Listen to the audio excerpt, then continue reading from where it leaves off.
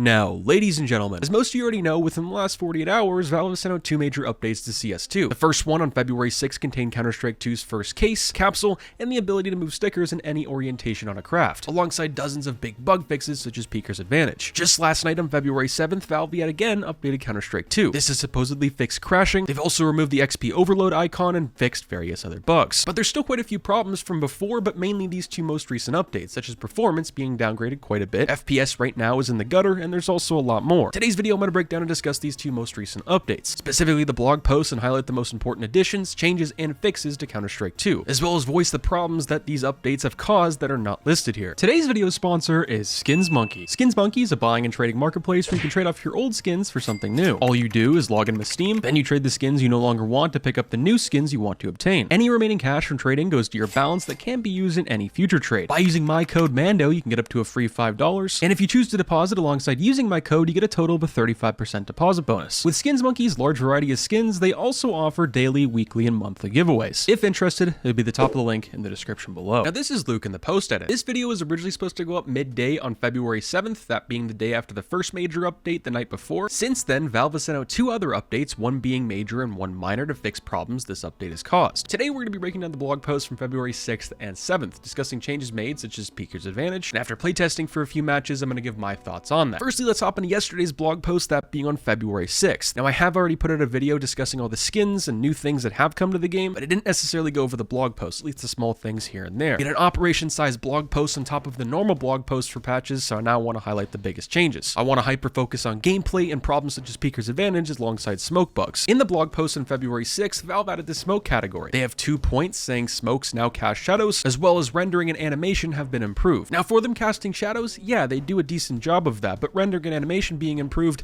not at all. If you were to have played on February 6th, that being competitive or just yourself in a private match, and you saw a smoke on your screen from you or someone else, you would have seen that they looked horrible. It was practically a Minecraft smoke if Minecraft actually had smokes, just based off of how pixelated it was. Now, graphics aside, the biggest problem here was performance. As soon as you saw one on your screen, or if you're walking through one, your FPS tanked, no matter what kind of PC you had. And when we soon hop into the blog post for February 7th, Valve made some changes, but didn't overall fix everything. I now want to talk about Peeker's Advantage, which this was mainly fixed on the update in February 6th. This was and has been a problem since Counter-Strike 2 came out. The majority, if not all games, especially in the FPS genre, have this just due to the fact that it's played online. There's always a delay versus LAN. This has caused a lot of players to think either you or your team, the enemy, or even yourself at times thinks someone's cheating, but in reality, on your screen, you were behind a wall, but on the enemy's screen, they saw your hair sticking out or your full body. A good example of this is when you're spectating your teammates. Whoever you're watching, and when you see the enemy on your screen when you're spectating, player that you're watching doesn't always see that person first, or when you do. There's sometimes a little delay. That's a prime example of what Peeker's Advantage is. And in this update, in the networking category, Valve stated that they reduced Peeker's Advantage in many cases. The amount of Peeker's Advantage in the steady state is reduced by 16 milliseconds. Also reduced the frequency of situations that lead to a very large Peeker's Advantage due to the excessive command queue depth added to the CL_tick timing console. And there's a couple other points in the networking category where they say they fixed it, and I'm going to take their word for that, at least sorta. After being a couple days after the update, all things on paper seem to be good, but Valve's track record when it comes to updates is not always the greatest. The past 4 or 5 big updates to CS2 have caused more problems than they fixed, and some of those aren't discovered for a couple weeks. I'm going to have a video next week after playing a few more matches to see how this change actually affected the game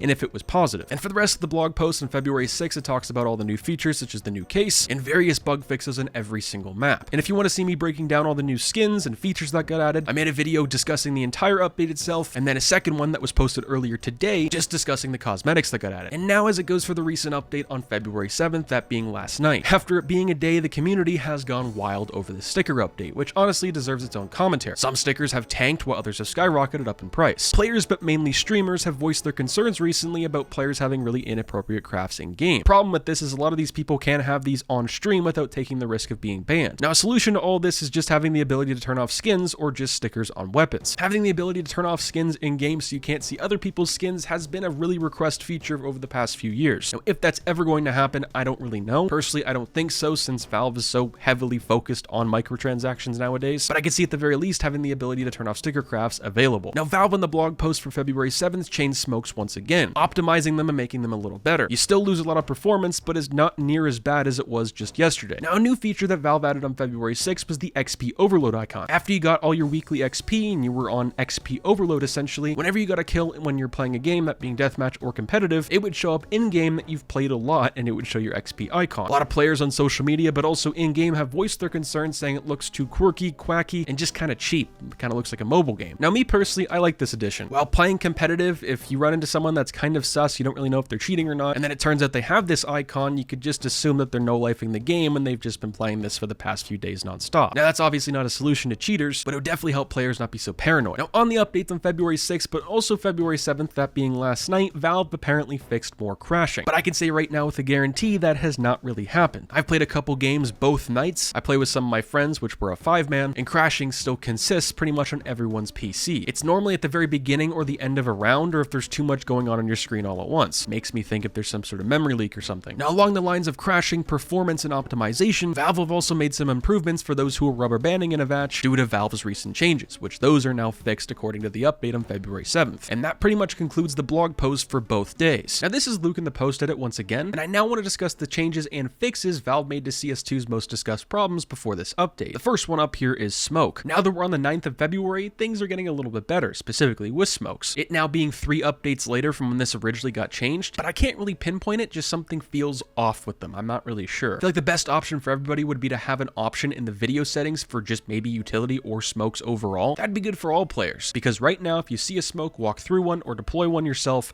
your FPS is going to tank, and you're really going to notice it. The next big point and change and addition Valve made to CS2 is Peeker's Advantage. In my opinion, I feel like right now is just too early to discuss if the change is really good, at least for me, since I haven't had a chance to play more than a few times. But given my thoughts right now, I will say it does feel a little bit better. So does the overall movement, and the op feels close to as CSGO as possible at this time. Opping at this point feels very viable again, whereas if you go back just a month or two ago, opping felt very off. It wasn't like CSGO, it wasn't crisp, it wasn't clean, and neither was the movement. It feels just, well, more like CSGO now, especially after playing CSGO for a video later this week, just a few hours ago. But there were some big changes that Valve made that weren't included in either blog post, that being to trading. Apparently, if you change your name on Steam, you cannot trade for 2 whole hours. This fixes the notorious problem for players being, but also doing API scams. Now let me know what you guys think down below. I gotta say, Valve really just cooked, but I really hope that they have taken their time with these updates, and not like the last few where they have a lot of problems within the next few days. Not that it's even necessarily their fault. When you're updating this much stuff all at once, there's gonna be things that collide together that you didn't really see coming. With all that being said, I'll catch you guys in the next one. Stay positive, stay sexy. I'm out, guys.